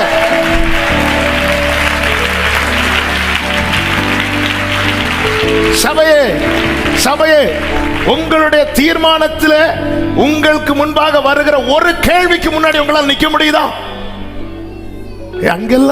அங்கெல்லாம் நன்மை வருமா? ஆமென். அதுவும் கேட்டது யாரு? கபடற்ற உத்தமேஸ்வரன். வேற யாரா கேட்டா கூட போன்னு விட்டு இருக்கலாம். அப்ப நம்மளை விட எத்தனை வருஷம் எக்ஸ்பீரியன்ஸ், அவங்க எத்தனை வருஷம் ஊழியம், அவங்க கேட்கிறாங்க. இதெல்லாம் ஒரு கேள்வி வந்ததும் பிலிப்பு கொஞ்சம் வந்து பாரு. அப்படியே பிலிப்பு அப்படி ஏதாவது செஞ்சாரா? நான் இதை பார்த்து அவரை பார்க்கிறேன். ஆமா, இயேசுவை அறிகிற அறிவில வளர வசனம். இதை வாசிக்கிறவன் பாக்கியவான். வேதம் சொல்லுகிறது, இதை கேட்கிறவன் பாக்கியவான். நமக்கு தெரியும், எம்மாவூருக்கு போகிற 2 சீஷர்கள் கூட இயேசு இருந்த பிறகு அவர் இயேசுன்னு தெரியல. அவங்கள உட்கார வச்சு கர்த்தர் வசனத்தை பேசுறார். அவங்க கேட்டுட்டே இருந்தாங்க, கேட்டுட்டே இருந்தாங்க, கேட்டுட்டே இருக்கிறாங்க. இருதயம் அப்படியே கொழுந்து விட்டு எரிய ஆரம்பிக்குது, கண்ணு ஓபன் ஆகுது, இயேசுவை கண்டார்கள். கேட்கணும், கேட்கணும். எவ்வளவு வாசிக்க முடியுமோ வாசிங்க, எவ்வளவு கேட்க முடியுமோ கேளுங்க. இதை கை கொள்ளுகிறவன், ஏன்னா யோவான் 21வது அதிகாரத்தில் எடுக்க நேரம் இல்லை, நான் செய்தி தொடங்கல. ஆக்சுவலா யோவான் 21வது அதிகாரத்தில் சீஷர்கள்லாம் நிற்கிறாங்க, இயேசு கரையில் நிற்கிறார். பிள்ளைகளை புசிக்கிறதுக்கு ஏதாவது உண்டான்னு சொன்னதும் அது இயேசுன்னு 3 வருஷம் கூட இருந்த ஒருத்தருக்கும் தெரியல, மார்பில் சாய்ந்திருந்தவனுக்கும் தெரியல. உடனே ஆண்டவர் சொல்றார், வலைய போடுங்கிறார். கை கொள்றாங்க. வலைய போட்டு முடிச்சதுக்கு அப்புறம் அப்பொழுது யோவான் பேதுரு பார்த்து, கர்த்தர், கை கொள்ளுகிறவன் பாக்கியம். ஆண்டவரே வாஸ்தவம் தெரியல, கேட்டும் தெரியல. அப்ப ஆண்டவர் சொல்ல, நான் சொல்றது செய். அவ்வளவுதான். நான் வாஸ்து பார்த்தாச்சு, எனக்கு புரியல. நான் கேட்டதுக்கு அப்புறம் எனக்கு புரியல. இன்னொரு ஆப்ஷன் இருக்கு, கை கொள்ள, கை கொள்ள. அதான் அவர் உங்களுக்கு என்ன சொல்றாரோ. பிரியமானவர்களை, யார் இந்த 3 அனுபவத்தினூடாய் போவாங்க தெரியுமா? எனக்கு அவர் அறியணும், உம்முகம் பார்க்கணுமே, உம்மழகை ரசிக்கணும். எல்லாரும் பைபிளை கையில் எடுக்க பார்க்கலாம். எல்லாரும் பைபிளை கையில் எடுத்து உயர்த்துக்க பார்க்கலாம். ஆண்டவரே, ஆண்டவரே, நான் உமக்கு கொடுக்கிற கனத்தை இந்த வேதத்துல காண்பிக்க கிருபை செய்யுங்கப்பா. ஆண்டவரே, நான் உங்க மேல வைத்திருக்கிற அன்பை இந்த வேதத்தோடு பழகுவதற்கு எனக்கு கிருபை கிருபை செய்யுங்க ஆண்டவரே.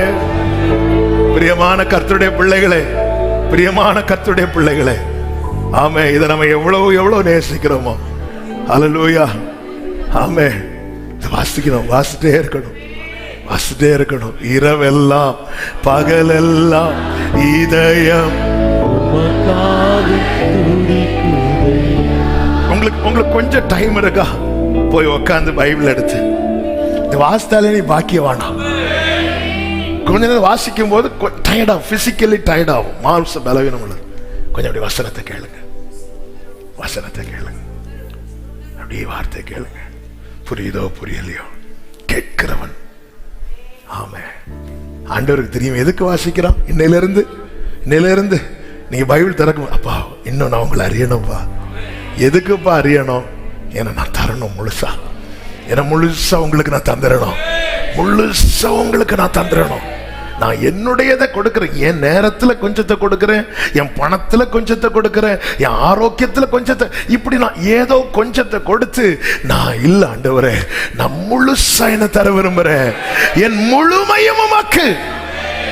அப்படி முழுமையாய் பவுல் தன்னை ஒப்பு கொடுத்தது நிமித்தம் கர்த்தர் அவன் வாழ்க்கையிலே செய்த காரியங்கள் என்ன? வேகமாய் சொல்லி முடிக்கிற முதலாவது, ஆமே, உரிமை எடுக்கிறார், உரிமை எடுக்கிறார். 2 கொரிந்தியர் 5:14 வாசிக்கலாம். 2 கொரிந்தியர் 5:14. கிறிஸ்துவனுடைய அன்பு எங்களை நெருக்கியது. உரிமை எடுக்கிறார். நம்ம எல்லாரையும் நெருக்க மாட்டோம். எத்தனை பேர் அங்க ஃபோர்ஸ் பண்ணுவோம்? மத்தேயு 14வது அதிகாரம் 22வது வசனத்துல இப்படி ஒரு வார்த்தை சொல்லப்பட்டிருக்கிறது, இயேசு ஜனங்களை அனுப்பிவிடுகிறார், சீஷர்களை துரிதப்படுத்தினார் அப்படின்னு இருக்கும்.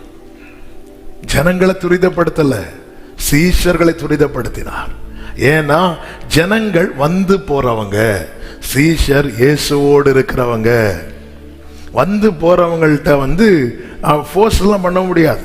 சும்மா நம்ம கெஸ்டா வருவாங்க, அவங்கள்ட்ட போய் ஃபோர்ஸ் பண்ண முடியுமா? நமக்கு ரிக்வெஸ்ட் பண்ணலாம், கொஞ்சம் வெயிட் பண்ணுவீங்களா, கொஞ்சம் நீங்க எங்க தானே போறீங்க, இந்த இந்த இந்த பொருளை நீங்க அவங்கள்ட்ட கொடுத்துட்டு போயிருவீங்களா, இப்படி ரிக்வெஸ்ட் பண்ணலாம். ஆனா நம்ம பிள்ளைங்கிட்ட அப்படி கிடையாது.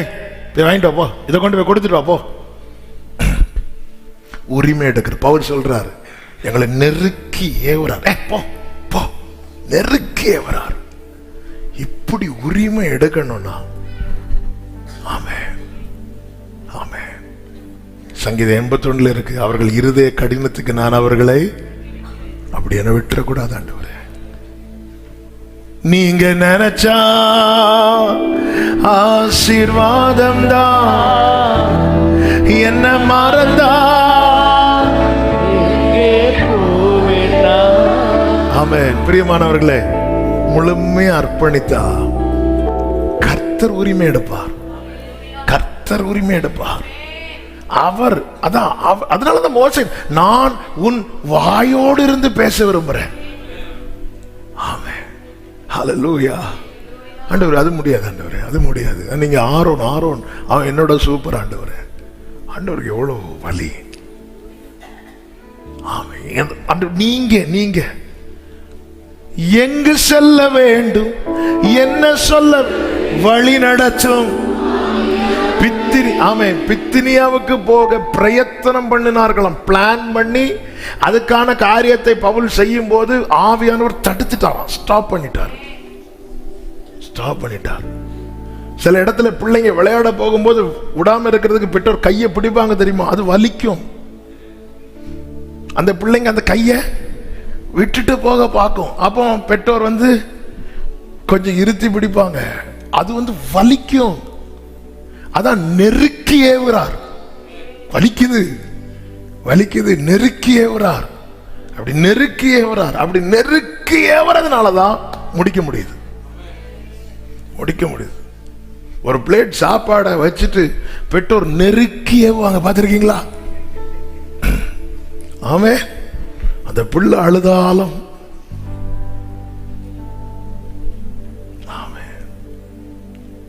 கொஞ்ச நாள் கழிச்சு அந்த பிள்ளை ஆரோக்கியத்தோடு வளரும் போது நீ சாப்பிட்ட விதம் என்னன்னு கேட்டா, அந்த பிள்ளையோட எங்க அம்மா வச்சு தள்ளுவாங்க பாருங்க. தாய் போல தேற்றி தந்தை போல ஆற்றி நெருக்கியவர ஆண்டவர், என் வாழ்க்கையில் அந்த அனுபவம் உங்ககிட்ட இருந்து வேணும் ஆண்டவரை. முழுமையை அர்ப்பணிக்கும் போது உரிமை எடுக்கிறார். இரண்டாவது, எல்லாவற்றையும் வெளிப்படுத்துகிறார். கலாத்தியர் 1வது அதிகாரம் 12வது வசனமும் 16வது வசனமும், நான் அதை ஒரு மனுஷனால் பெற்றதும் இல்லை, மனுஷனால் கற்றதும் இல்லை, இயேசு கிறிஸ்துவே அதை எனக்கு வெளிப்படுத்தினார். எல்லாத்தையும் அவரே பேசுவார் டைரக்டா. எல்லாத்தையும் அந்த தெளிவு இருந்ததுனாலதான் அப்போஸ்தலர் 16வது அதிகாரத்துல வஞ்சிக்கிற ஆவியுடைய, குறி சொல்லுகிற ஆவியுடைய ஒருவள் பேதுருவை புகழ்ந்த போது பேதுரு அதற்கு நேராய் திரும்பாம கடிந்து அப்புறப்படுத்தினான். பேதுரு வாழ்க்கையில எந்த இடத்திலும் வஞ்சிக்கப்படவில்லை. பேதுரு வாழ்க்கையில எந்த இடத்திலும் இடரவில்லை. பவுல் வாழ்க்கையில எந்த இடத்திலும், ஏன்னா இந்த கடைசி காலத்துல தெரிந்து கொள்ளப்பட்டவர்களும் வஞ்சிக்கப்படத்தக்க காரியங்கள் நடக்கும் என்று ஆண்டவர் எச்சரித்திருக்கிறார். இங்க பவுல் சொல்றாரு, இயேசு கிறிஸ்துவே அதை எனக்கு வெளிப்படுத்தினார். 16வது வசனத்தில் இப்படி சொல்லப்பட்டிருக்கிறது, அவரை எனக்குள் வெளிப்படுத்த பிரியமாயிருந்த போது. கிறிஸ்துவை எனக்குள் வெளிப்படுத்த அவர் பிரியம் கொண்டார். நல்லா புரிஞ்சுக்கோங்க, கிறிஸ்துவை குறித்த வெளிப்பாடு நமக்கு தேவை. இந்த வெளிப்பாடு மேலதான் கர்த்தர் என்ன சொல்லுகிறார்?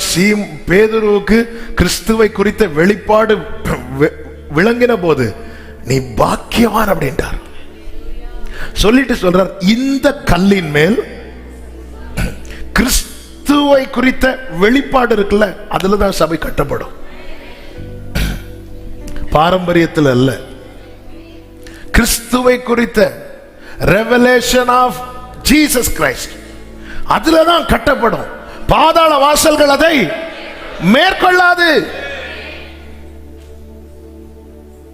கிறிஸ்துவை குறித்த வெளிப்பாடு அது அவர் எனக்குள் வெளிப்படுத்த பிரியமா இருந்த போது நான் மாம்சத்தோடும் இரத்தத்தோடும் யோசனை பண்ணாமல், எங்க அப்பா கிட்ட கேட்டுருவாரு, எங்க அம்மா கிட்ட கேட்டுருவாரு. ஒருவனை கர்த்தர் அழைக்கிறார், என் பின்னே வான்னு. அது சொல்றேன், எங்க அப்பா அடக்கம் பண்ணிட்டு வாரேன். ஆமே, நம்ம நார்மலா படிக்க அப்படிதான் இருக்கும். அவன் என்ன சொல்றான்னா, எங்க அப்பா என்ன கொஞ்ச காலம் இருப்பாரு, அவருக்கு செய்ய வேண்டியதில் செஞ்சுட்டு அவர் இருந்துட்டு போட்டுப்பா, நீ வா. அது எங்க அப்பா அடக்கம் பண்ணிட்டு எனக்குன்னு சில கடமைகள் இல்லையா, அவர் இன்னொரு 10-15 வருஷம் வாழலான்னு அவர் மனசுல ஆசைப்பட்டு இருக்கிறார். இவன் என்னன்னா அப்பாவுக்கு கதைய. ஆமா, ஏசா பாருங்க, யாக்கோபு பண்ண காரியத்தை வச்சு எங்க அப்பாவுக்கு கதையில ஒரு நாள் முடியும், அப்படியெல்லாம் முடியாது. திருப்பி ஏசா யாக்கோபு 20 வருஷம் கழிச்சு வந்து பார்த்தா ஈசாக்கு அப்படியே தான் இருக்காரு. அவர் இப்படி கடைசி காலம் ஏசாட்ட சொல்லி அவன் ஏதாவது பிடிச்சிட்டு வர்றான், அதை சாப்பிட்டு 20 வருஷம் அப்படியே ஓட்டியாச்சு. நான் கண்ணை மூட போறேன்பா, எனக்கு பிடிச்சதை கொண்டு வா. போயிட்டு கொண்டு வர சாப்பிட்டு யாக்கோபு 20 வருஷம் வந்து பார்த்தா அவர் அப்படியே இருக்கிறார். அப்புறம் மகனே மாம்சத்தோட ரத்தத்தோடும் நான் மனைவிட்ட கேட்கவா, கேட்டு அர்ப்பணிச்சா அங்கிருந்து வந்த எஸ் அவ்வளவுதான். நான் என்ன முழுசா கொடுத்துட்டா இயேசு என் கூட பேசுவார். எனக்குள்ள கிறிஸ்துவை குறித்த வெளிப்பாடு. சீமோனே நீ பாக்கியவான், மாம்சமும் இரத்தமும் இதை உனக்கு வெளிப்படுத்தவில்லை, மாம்சம் இரத்தம் இதை உனக்கு வெளிப்படுத்தவில்லை. உனக்கு ஒண்ணு சொல்லட்டுமா, பரலோகத்தின் திறவுகோல் நான் உனக்கு தரேன்.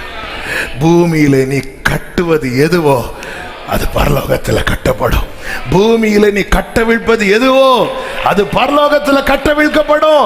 என்னதின் அர்த்தம்? கிறிஸ்துவை குறித்த வெளிப்பாடு உடையவனுடைய வாயிலிருந்து பிறக்கிற வார்த்தைக்கு பரலோகம் அங்கீகரிக்கும். ஆமென். கிறிஸ்துவை குறித்த வெளிப்பாடு. மூன்றாவதாக அதிகமாய் செயல்பட வைப்பார் முழுமையை அர்ப்பணித்தவனை. 1 கொரிந்தியர் 15வது அதிகாரம் 9-10 வசனங்களிலே இப்படி சொல்லப்பட்டிருக்கிறது. 1 கொரிந்தியர் 15, நான் அப்போஸ்தலர் எல்லாரிலும் சிறியவனாய் இருக்கிறேன், தேவனுடைய சபையை துன்பப்படுத்தினதினாலே நான் அப்போஸ்தலன் என்று பேர் பெறுவதற்கு பாத்திரன் அல்ல. நான் ரொம்ப சின்னவன், நான் பாத்திரவானே கிடையாது. 10வது வசனம், ஆகிலும் எல்லாரும் சொல்லுங்க இந்த வார்த்தையை, ஆகிலும் நான் இருக்கிறது தேவ கிருபையினாலே இருக்கிறேன். அவர் எனக்கு அருளிய கிருபை விருதாவா இருக்கவில்லை. அவர்கள் எல்லாரிலும் நான் அதிகமாய் பிரயாசப்பட்டேன். நான் அல்ல, என்னுடனே இருக்கிற தேவ கிருபையே. முழுமையா அர்ப்பணிக்கிறவன் எதுல இருப்பானோ? கிருபையில. கிருபையினால என்பது இருக்கிறது, கிருபையில இருக்கிறது. எங்க கால் சறுக்கி விழுந்தாலும் கிருபைதான். நான் இருக்கிறது கிருபையினால இருக்கிறேன். பேதுரு இயேசுவோடு இருந்த அனுபவத்தை சொல்லும் போது பவுலுக்கு சொல்றதுக்கு ஒண்ணுமே இல்லை, கிருபை. யோவான் இயேசுவின் மார்பில் சாய்ந்திருந்த அனுபவத்தை சொல்லும் போது பவுலுக்கு சொல்வதற்கு என்ன இருக்கு? கிருபை. பேதுரு கடல்ல இயேசுவோடு கூட நின்றது, மலையில அந்த மகத்துவத்தை இயேசுவோடு கூட நின்று பவுல் கிருபை கிருபை. ஆகிலும் அவர்கள் எல்லாரிலும் நான் அதிகமாய், நான் அல்ல. எனக்கு நல்ல புரிஞ்சுக்கோங்க, முழுமையை அர்ப்பணிக்கிறவன் எல்லோரிலும் சிறியவனாய் இருந்தாலும் மற்றவர்கள் செய்யாத சில விசேஷமானதை கர்த்தர் அவனை கொண்டு செய்ய வைப்பார். 1 கொரிந்தியர் 3:10 பவுல் ஒரு வார்த்தை சொல்லுகிறார், எனக்கு அளிக்கப்பட்ட தேவ கிருபையின்படியே புத்தியுள்ள சிற்பாசாரியை போல அஸ்திபாரம் போட்டேன், வேறொருவன் அதன் மேல் கட்டுகிறான். அப்ப பவுலை வச்சு நிறைய தொடங்க வைக்கிறார். முழுமையை அர்ப்பணிக்கிறவன் அவன் அநேக காரியம் துவங்குவதற்கு காரணமாயிருப்பான். நீங்க முழுசா அர்ப்பணிச்சீங்கன்னா உங்க வீட்டுல நிறைய காரியங்களை துவங்குறது இருக்கு. ஆமென். சபையே, நம் முழுமையாக நம்மை ஒப்பு கொடுத்தால் நம்மை கொண்டு நிறைய துவக்கத்தை கர்த்தர் கட்டளையிடுவார். நிறைய காரியம் அவர் சொல்றார், நான் பாத்திரவானே கிடையாது. இது யார் தொடங்கி இருக்கணும்? பேதுரு தொடங்கி இருக்கணும், யோவான் தொடங்கி இருக்கணும், யாக்கோப் தொடங்கி இருக்கணும். ஆனா சிறியவன், நான் அவரிடத்தில் ஒப்பு கொடுத்தேன். என்ன வச்சு ஸ்டார்ட் பண்றார். ஹல்லேலூயா, ஹல்லேலூயா. என்ன வச்சு நீங்க வந்து ரிபன் கட் பண்ணுங்க, நீங்க வாங்க. ஹல்லேலூயா. விசேஷித்தவனாக்குகிறார். நான் 2 காரியத்தை சொல்லி ஜெபிக்கிறேன். முழுமையாய் அர்ப்பணிக்கிறவனை எல்லா நிலையிலும் வாழ்ந்திருக்க செய்வார். வாழ்ந்திருக்க அவனுக்கு வேண்டிய பலத்தை கொடுப்பார். பிலிப்பியர் 4வது அதிகாரம் 11, 12, 13 வசனங்களை நீங்கள் பார்க்கும்போது, என் குறைச்சலினால் நான் இப்படி சொல்லுகிறதில்லை, ஏனெனில் நான் எந்த நிலைமையில் இருந்தாலும் மன ரம்மியமாயிருக்க கற்றுக்கொண்டேன். தாழ்ந்திருக்கவும் எனக்கு தெரியும், வாழ்ந்திருக்கவும் எனக்கு தெரியும், எவ்விடத்திலும் எல்லாவற்றிலும் திருப்தியாயிருக்கவும் பட்டினியாயிருக்கவும் பரிபூரணமடையும் குறைவுபடவும் போதிக்கப்பட்ட. எப்படி வாழ்ந்திருக்கிற ஒருவனுக்கு எப்படி இங்க தாழ்ந்திருக்க முடியும்? திருப்தி அடைந்த ஒருவனுக்கு எப்படிங்க பட்டினியா இருக்க முடியும்? 13வது வசனத்தில் சொல்லுகிறார், என்னை பலப்படுத்துகிற கிறிஸ்துவினாலே எல்லாவற்றையும் செய்ய எனக்கு பலன் உண்டு. ஆமென். எப்படி டியூன் பண்றார் பாருங்க, எப்படி நடத்துறார் பாருங்க. ஆமென். 2 கொரிந்தியர் 4வது அதிகாரம் 8, 9 வசனங்கள், நீங்க எப்பக்கத்திலும் நெருக்கப்பட்டும் ஒடுங்கி போகிறதில்லை, கலக்கமடைந்தும் மனமுறிவடைகிறதில்லை, துன்பப்படுத்தப்பட்டும் கைவிடப்படுகிறதில்லை, கீழே தள்ளப்பட்டு மடிந்து போகிறதில்லை. நான் வாழ்ந்திருக்கிறேன் என்னை பலப்படுத்துகிற கிறிஸ்துவினாலே. 1 கொரிந்தியர் 2வது அதிகாரம் 9 முதல் நீங்க வாசித்தீங்கன்னா, ஆமென், பவுல் சொல்லுகிறார், ஆமென், எழுதியிருக்கிறபடி தேவன் தம்மில் அன்பு கூறுகிறவர்களுக்கு ஆயத்தம் பண்ணினவைகளை கண் காணவும் இல்லை. 4வது அதிகாரம் அதனுடைய 9வது வசனத்தில் பவுல் தோன்றுகிறபடி, நான் வாசிக்கிறேன், பவுல் ஒரு வார்த்தை சொல்லுவார் பாருங்க. தேவன் அப்போஸ்தலர்களாகிய எங்களுக்கு தோன்றுகிறபடி தேவன் அப்போஸ்தலர்களே எங்களை மரணத்துக்கு குறிக்கப்பட்டவர்கள் போல கடைசியானவர்களாய் காணப்பட பண்ணினார். எப்படிங்க ஆண்டவரே, நான் உங்ககிட்ட என்ன தந்தா நீங்க இப்படிதான் என்ன வைப்பீங்களா ஆண்டவரே? ஆமென். அதாவது மரணத்துக்கு குறிக்கப்பட்டவன் என்ன தெரியுமா? சிலர் வந்து இருக்கிற நிலைமையை பார்த்துட்டு சொல்லுவாங்க தெரியுமா, ரொம்ப நாள் ஓடாது. ஆமென்.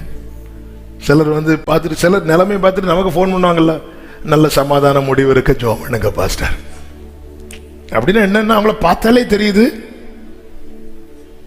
இனி டாக்டர் சொல்லுவாங்கல்ல, இனி ட்ரீட்மெண்ட் பண்ணி பிரயோஜனம் இல்லை, மரணத்துக்கு குறிக்கப்பட இப்படி எங்களை காணப்பட பண்ணினார்.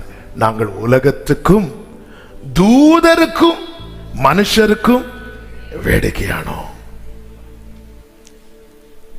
அப்படி இருந்தும் 12வது வசனத்தை பாருங்கள், எங்கள் கைகளினாலே வேலை செய்து பாடுபடுகிறோம், வையப்பட்டு ஆசீர்வதிக்கிறோம், துன்பப்பட்டு சகிக்கிறோம், தூஷிக்கப்பட்டு வேண்டிக் கொள்ளுகிறோம். இந்நாள் வரைக்கும் உலகத்தின் குப்பையை போலவும் எல்லாரும் துடைத்து போடுகிற அழுக்கை போலவும் ஆனோன்னு சொல்லிட்டு, இதுக்கெல்லாம் காரணமான சபையை தான் பார்த்து பேசிட்டு இருக்கிறான்.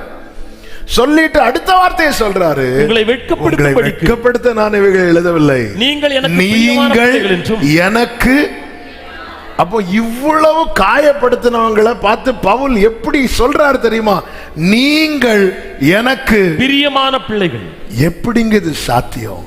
அதே அதிகாரம் கடைசி வசனத்துல, எங்களுக்கோ 2வது அதிகாரம் கடைசி வசனம், எங்களுக்கோ கிறிஸ்துவின் சிந்தை உண்டாயிருக்கிறது. எப்படி வாழ வைக்கிறார் பாருங்க. அதாவது கீழே தள்ளப்பட்டு சகிக்கிறோம், வேற வழி இல்லாம சகிக்கிறவங்க உண்டு, ஆனா கிறிஸ்துவ நிமித்தம் சகிக்கிறாங்க தெரியுமா?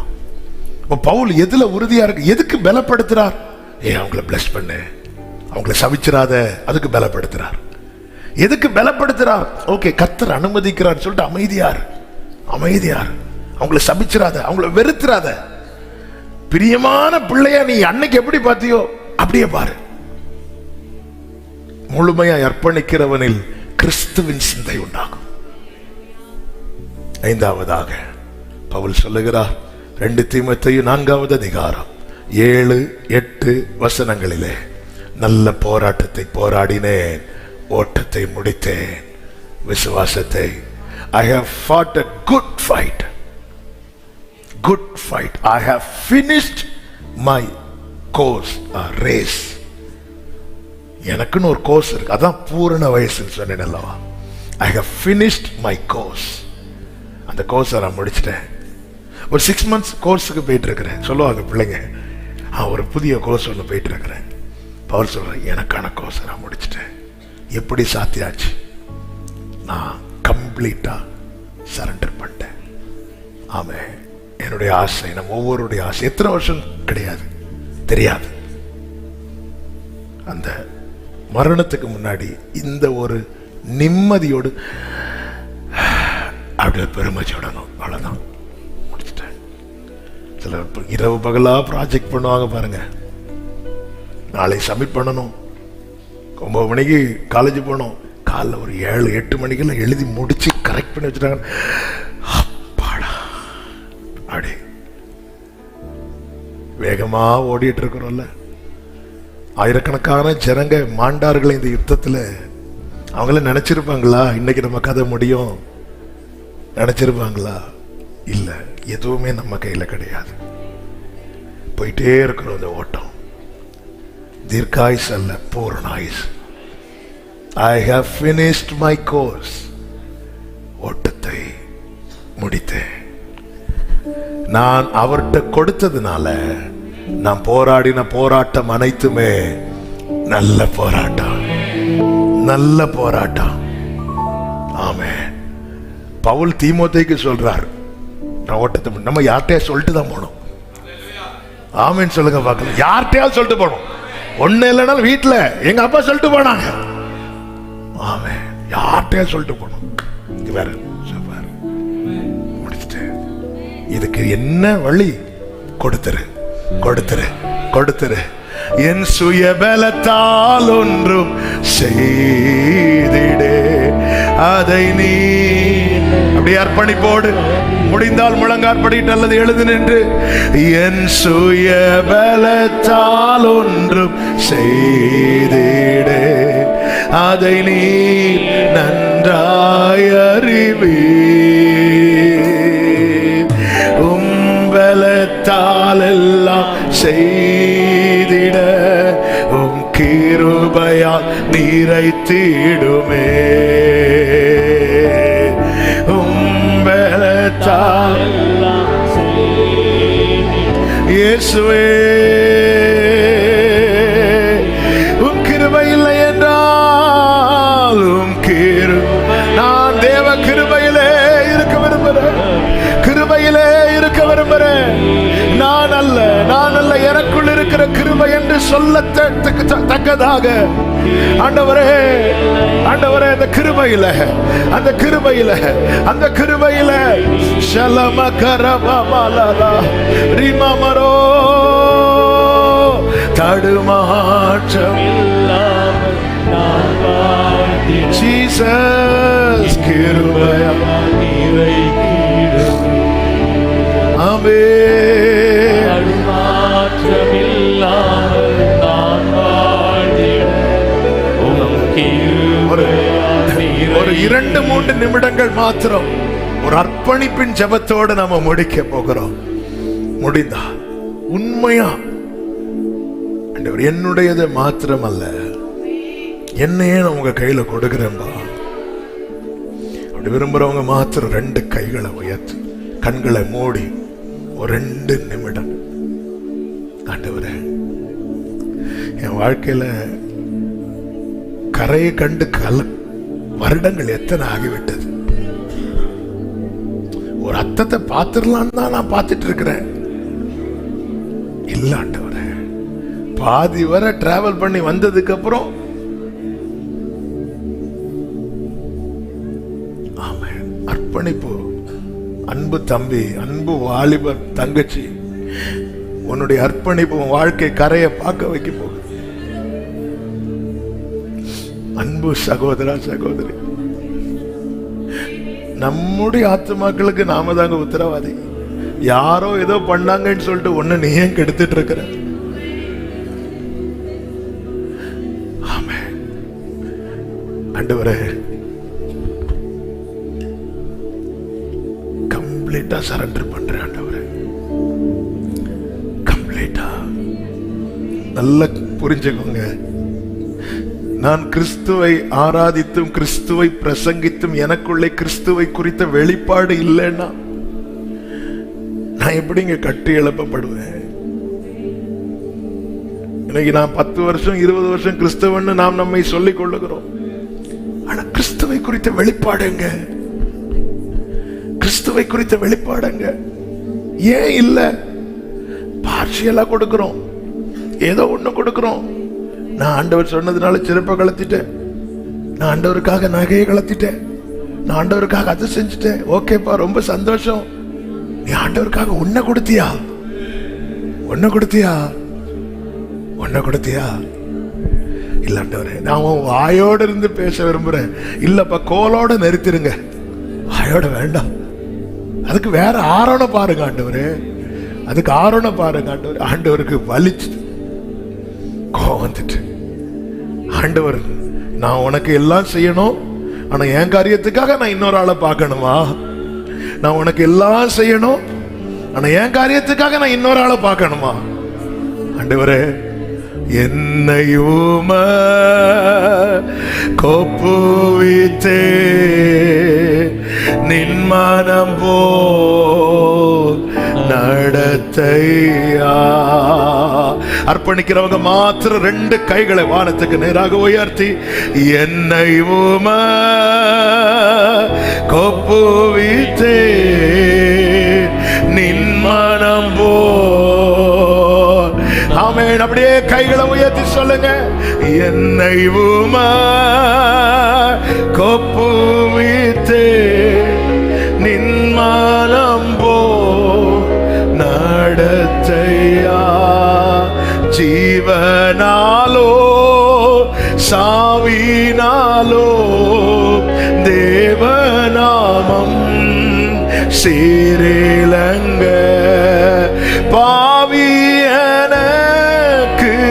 ஆவீந்து பாரில் வைத்தால் போதுமையா. பாவியனுக்கும் ஆவீந்து பாரில் வைத்தால் போதுமையா. என்னை என கேட்கிற அன்பு சகோதரா சகோதரி, கம்ப்ளீட்டா கொடுத்துரு, கம்ப்ளீட்டா கொடுத்துரு, கம்ப்ளீட்டா கொடுத்துரு, கம்ப்ளீட்டா, முழுமையா முழுமையா.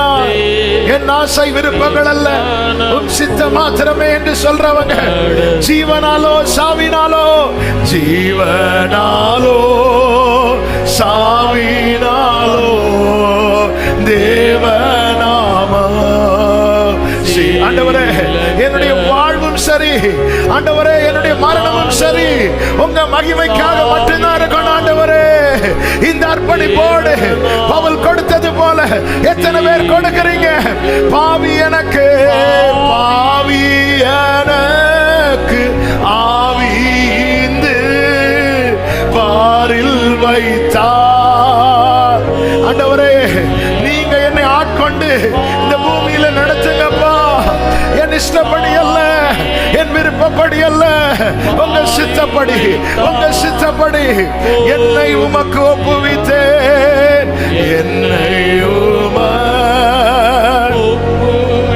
அர்ப்பணிக்கிற ஒவ்வொருவர் மேலும் கர்த்தர் பிரியமாயிருக்கிறது என் ஆவியிலே உணர்கிறேன். அர்ப்பணிப்போடு என்னை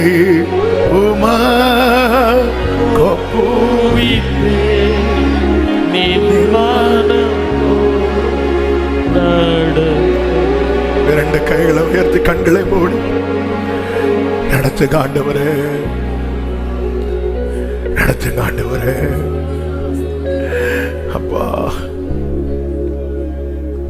நடத்துங்க ஆண்டவரே, நடத்துங்க ஆண்டவரே. இன்னைக்கு உண்மையா அர்ப்பணிக்கிறவர்களுக்கு கர்த்தர் வெளிப்படுத்துகிற தீர்க்க தரிசன வார்த்தை இதுதான். உன் கரையை நீ பார்க்க போற, உன் கரையை நீ பார்க்க போற. உன் கரை, உன் வாழ்வின் கரை இயேசுவின் நாமத்தில் இயேசுவின் நாமத்துல, இயேசுவின் நாமத்துல உரிமை எடுத்துக்கோங்கப்பா. கொடுங்க பார்க்கலாம் ஆண்டவர்ட்ட. உரிமை எடுத்துக்கோங்க, உரிமை எடுத்துக்கோங்க. என் முழுமையும் அது உமக்குத்தான் தேவா, நீர் எடுத்துக்கொள்ளும் என்னை தருகிறேன். தேவா நீர் பயன்படுத்தும் என்னை படைக்கிறேன், தருகிறேன். உம் கரத்தில் என்னை படைக்கிறேன். க்ளோரி உம் பாதத்தில் என்னை தருகிறேன். உம் கரத்தில் என்னை படைக்கிறேன், படைக்கிறேன். உம் பாதத்தில் உருவாகுமே, உருவாகுமே, உருவாகுமே. ஒரு காரியத்தை கூட கேட்கலாமா? கைகளை உயர்த்தி நீங்க என்ன எந்த நிலையில வைக்கிறீங்களோ, மனரம்யமா இருக்க எனக்கு கற்றுத்தாங்க. எனக்கு அந்த பலனை தாங்கப்பா, அந்த பலனை தாங்கப்பா. சிலர் தள்ளி விட்டது எங்களால தாங்க முடியாம போகுது, சிலர் ஒடுக்கிறது எங்களால தாங்க முடியாம போகிறது, சிலர் நிந்திக்கிறது எங்களால தாங்க முடியாம போகிறது.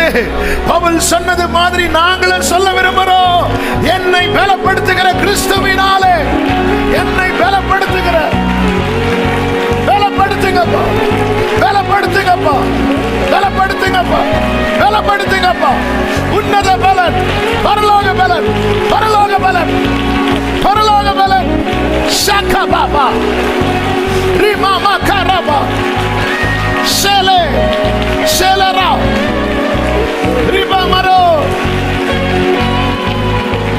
பலப்படுத்துங்க ஆண்டவரே, பலப்படுத்துங்க ஆண்டவரே, பலப்படுத்துங்க ஆண்டவரே. அர்ப்பணிக்கிறேன், அர்ப்பணிக்கிறேன், அர்ப்பணிக்கிறேன். எந்த ஓட்டம் ஜெயத்துடன் மூடி. சொல்லுங்க, அந்த நாடு, அந்த நாடு சுதந்தரிப்பேன். எந்த நோட்டம், எந்த நோட்டம் ஜெயத்துடன் மூடி. ஆமென். அந்த நாடு சுதந்தரி. கஷ்டம் கண்ணீர் நிறைந்த உலகை, கஷ்டம் கண்ணீர் நிறைந்த, ஆமென், கடந்தென்று நான். ஆமென். கஷ்டம் கண்ணீர் நிறைந்த உலகை கடந்தென்று நான் மறைவேன். ஜீவ ஊற்றருகே, ஜீவ ஊற்றருகே என்னை நடத்தி சென்றேன். தேவன் கண்ணீரை துடைத்திடுவார். ஜீவ ஊற்றருகே.